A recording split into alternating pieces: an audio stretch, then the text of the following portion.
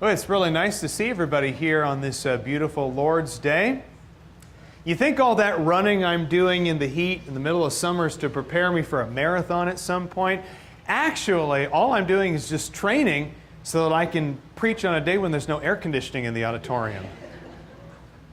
Well, they say congregations get stronger when they go through the fires of turmoil, and I think this is pretty close to the fires of turmoil, if you ask me. So we're going to be a very strong congregation together after today. Let's have our Bibles open together to James chapter 3. And I've got a text that I'd like to go through this morning in James chapter 3. In particular, we're going to be focusing on the application of wisdom. How do you take wisdom from just mere theory and turn it into wise living? So let's begin in James chapter 3 and verse 13, and we'll go through the end of the chapter together. Who among you is wise and understanding? Let him show by his good behavior his deeds in the gentleness of wisdom. But if you have bitter jealousy and selfish ambition in your heart, do not be arrogant and so lie against the truth. This wisdom is not that which comes down from above, but is earthly, natural, and demonic. For where jealousy and selfish ambition exist, there's disorder and every evil thing. But the wisdom from above, he says, is first pure, then peaceable, gentle, reasonable, full of mercy and good fruits, unwavering, without hypocrisy. And the seed whose fruit is righteousness is sown in peace by those who make peace. Now that's wisdom applied. So let's look at James chapter 3 and verse 13 a little bit more closely. As one writer says in a book called Faith That Works, a commentary on the book of James, he says, the assertion is here made that true wisdom and expertise will be displayed by the conduct that is exercised. Mere knowledge is not enough, regardless of how extensive that knowledge is. In the Bible, the wise man is not simply the person who knows the most. Not only facts, but also attitudes are involved.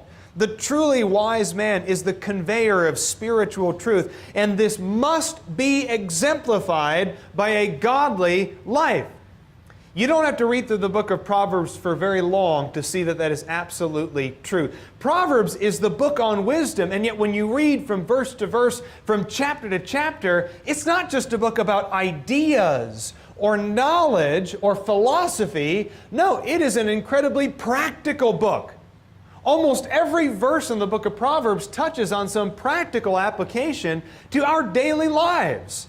The wise man in the book of Proverbs is a man who lives his wisdom, who makes good choices in his business, who makes good choices in his relationships, his friendships, his marriage.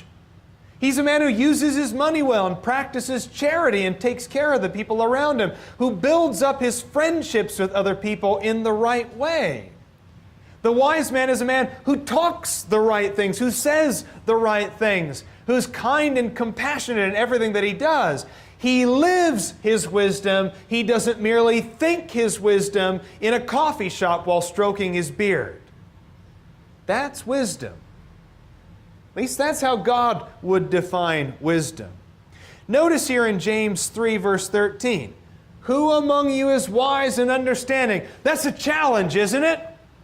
That's a challenge to everyone who thinks he's wise and understanding. If you think you're so smart, if you think you're so wise, I've got one thing to say to you, James says.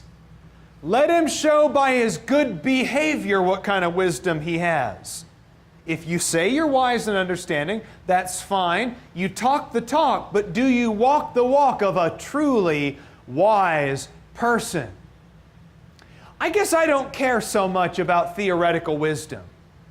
I'm not sure how much that has really helped anybody. I'm not sure how much mere knowledge really helps people along the way in this life. And I understand you have to have a knowledge base to do some things in this life. You have to know how to drive a car if you're going to drive a car safely. So knowledge and discretion and wisdom, they do play a part in how we live. You can't cook certain things unless you know a little bit about cooking. You can't be successful in your marriage unless you learn a few things about how to be married. And the same is true of how we raise our children or how we conduct ourselves in a business or a job. Knowledge is valuable, but knowledge without application really means nothing. Think about the person who spends his entire life studying the Bible. Whether it's a monk or simply somebody who's a theologian who lives in an office cloistered away from the world, and he studies and he studies and he studies and he knows so much. And he knows the Bible cover to cover, and he can quote Scripture verbatim from any book in the Bible. And he knows the Greek, and he knows the Hebrew, and he knows his language, his grammar, and his syntax. And he can quote great thinkers from ages past. But if he never gets out and applies that knowledge, what has he done? The Great Commission is not about mere knowledge. The Great Commission is about go into all the world and preach to them the gospel. You've got to make disciples. And being cloistered away in an office or a monastery is not the same thing as making disciples. So if you are wise and understanding, if that's what you claim to be, here's your challenge. Show it. Show it by good behavior, by deeds in the gentleness of wisdom. And notice that wisdom is not abrasive. Wisdom is gentle. Wisdom is not offensive. Wisdom is not a blunt object. Wisdom is not a weapon to be used to hurt other people. Let him show his good behavior and his deeds in the gentleness of wisdom. But applied wisdom lies in stark contrast to what he has to say in verse 14. But if you have bitter jealousy and selfish ambition in your heart, do not be arrogant, and so lie against the truth. Be very careful, because sometimes great knowledge can destroy your reputation, and it can destroy your influence. It can destroy who you are and who you're supposed to be. Watch out, because mere knowledge can sometimes be more hurtful than helpful. And a lot of it just boils down to motive.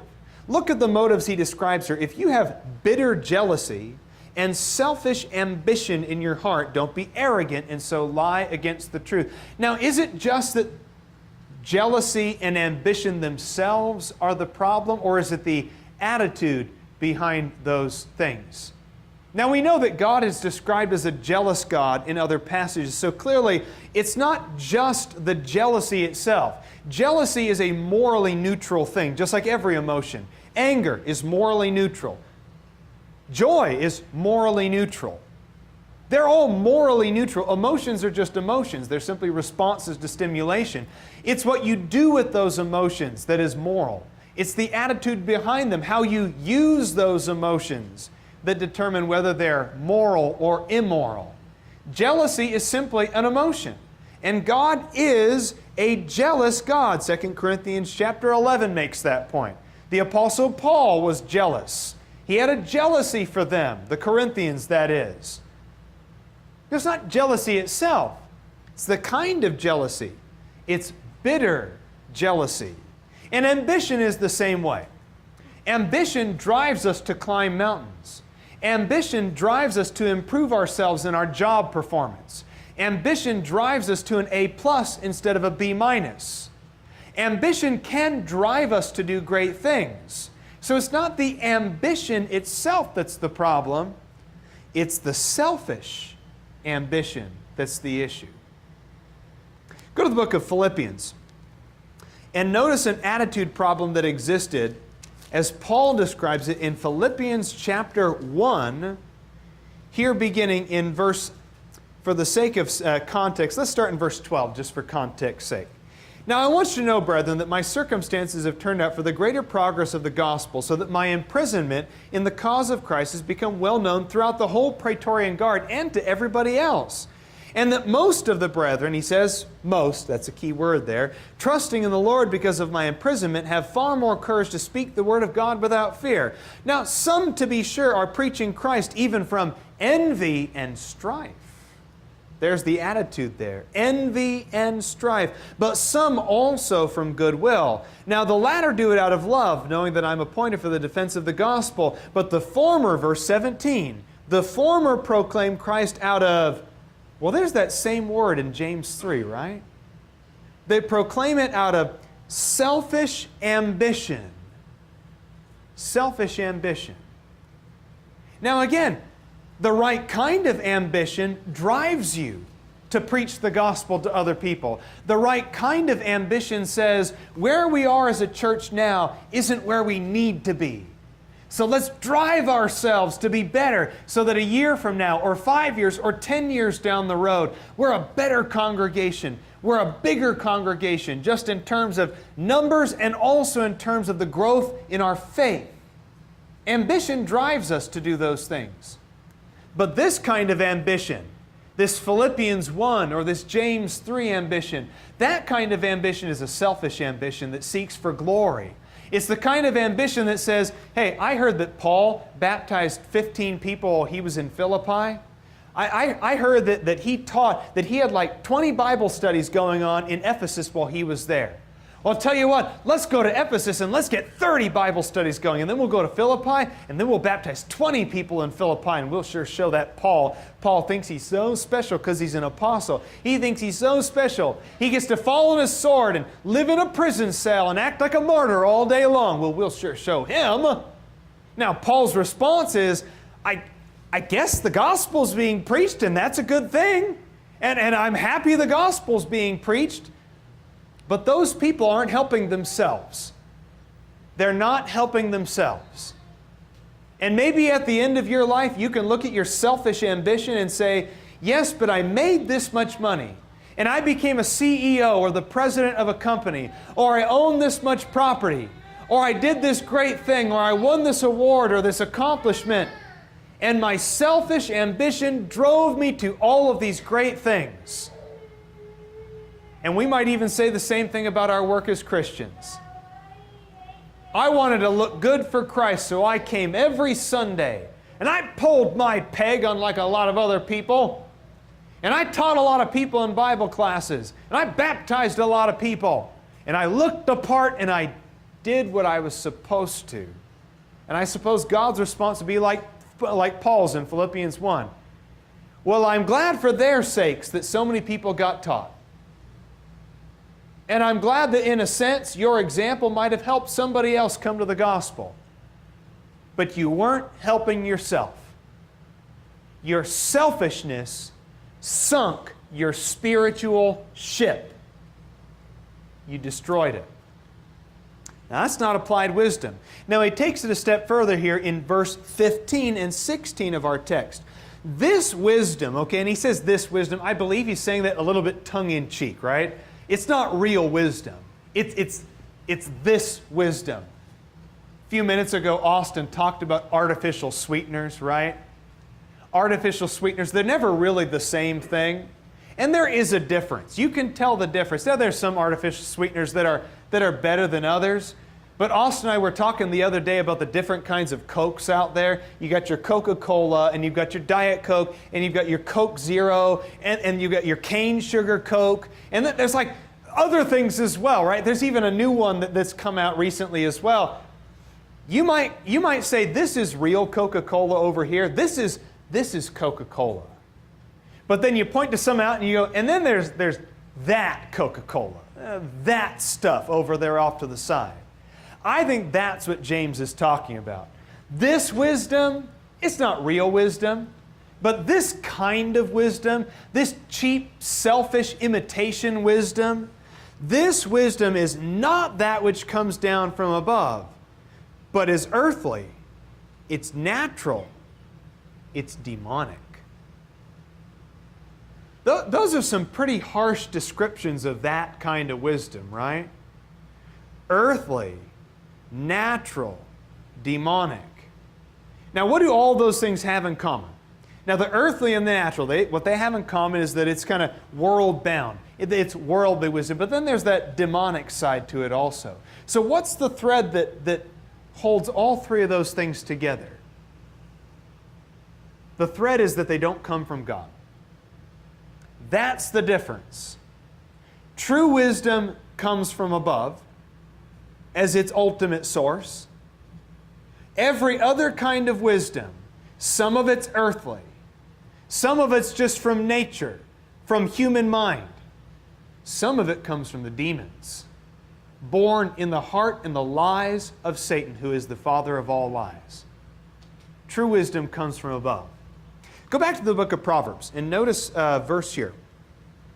In Proverbs chapter 9, and notice what the writer has to say here in Proverbs 9 and verse 10.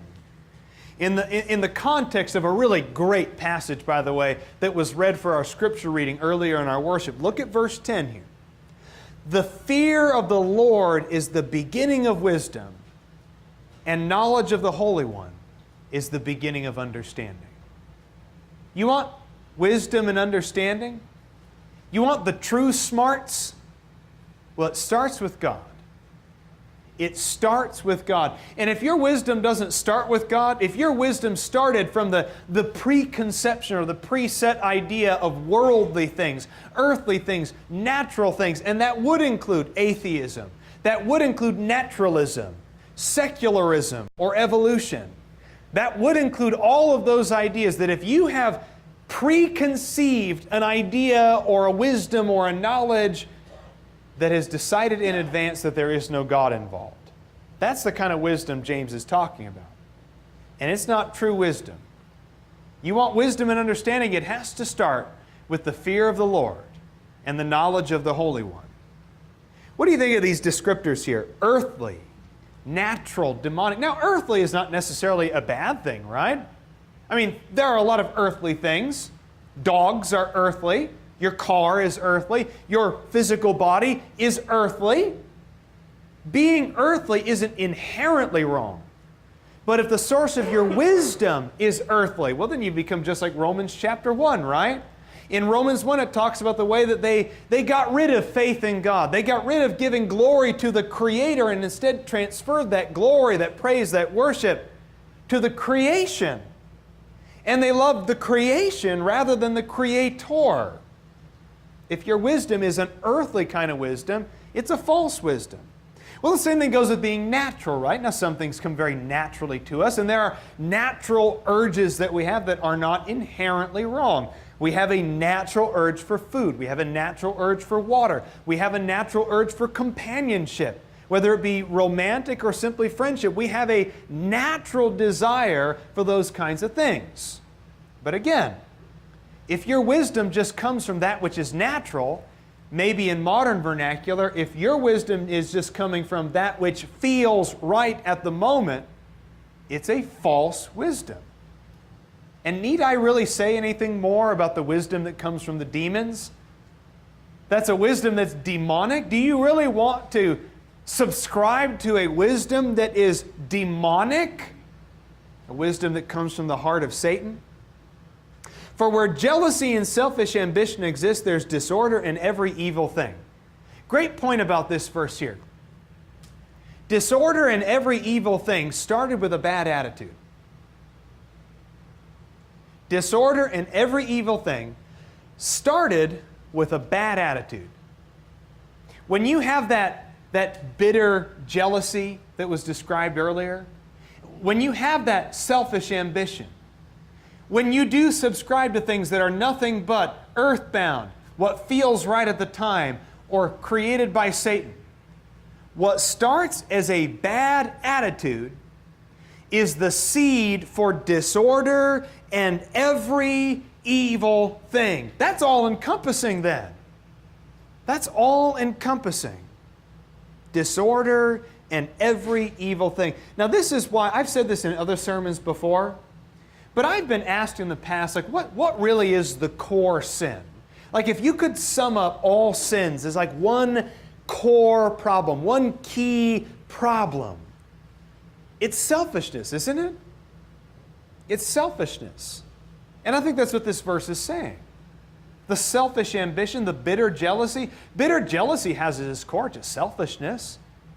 The idea that somebody has what I want and I don't have it, so I'm angry right now. The idea that somebody is successful and I'm not, and I wish I had their success. It's selfishness. Selfishness is the core problem with disorder and every evil thing. And notice how that kind of wisdom produces disorder in your life. I observe in the life of the sinner that chaos and disorder exist in the life of the sinner. When I was going through college, what seemed like forever ago, because you have a whole lifetime between college and now, right? You get married and you move places and you get a job and you have kids. It seems like so long ago, but I don't think college has changed all that much. But when you look at the lives of a lot of the college professors that I knew, and I'm not judging, by the way, I'm simply observing life as they live it. These are the most intelligent people in our culture, the professors at the universities. But they can't seem to figure out almost anything else in life.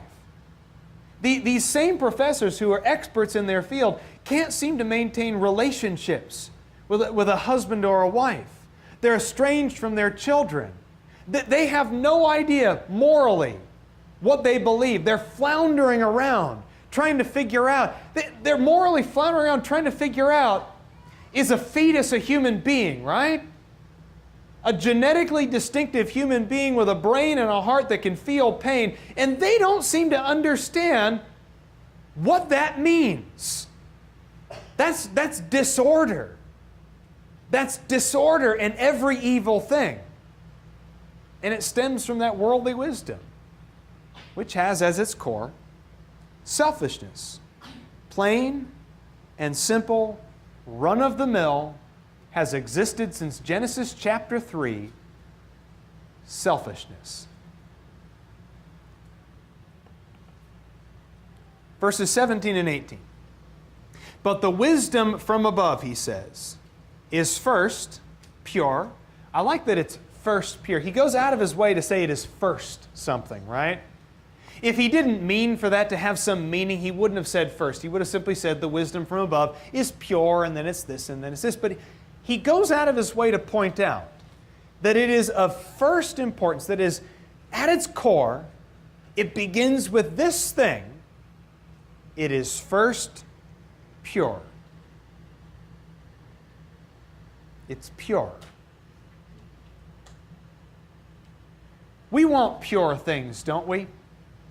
In the 21st century, maybe our parents and grandparents grew up in the age where the microwave was the great miracle and freeze-dried food and that sort of thing. And that was the great miracle of that time period. And a lot of people were fed because of that.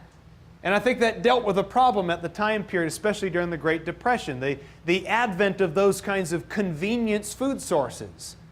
But in the 21st century, for some reason, our culture has said the pendulum has shifted way back the other way. And now if it doesn't say non-GMO on the front of a food package, we cast it aside as if it's got black plague all over it. And we want our beef grass-fed, right? So people line up to talk to Jason because we know his beef is the best. And that's not a joke. It is the best. We know that. We want things to be pure, don't we? And that's why cane sugar soda is so popular, because you want to turn a bottle around and you want to see like 3 ingredients on there. Not 25 ingredients, most of which you can't pronounce. We like things to be pure, don't we? We want pure gold when we buy something. We love the pure. And he says this is a wisdom that's pure.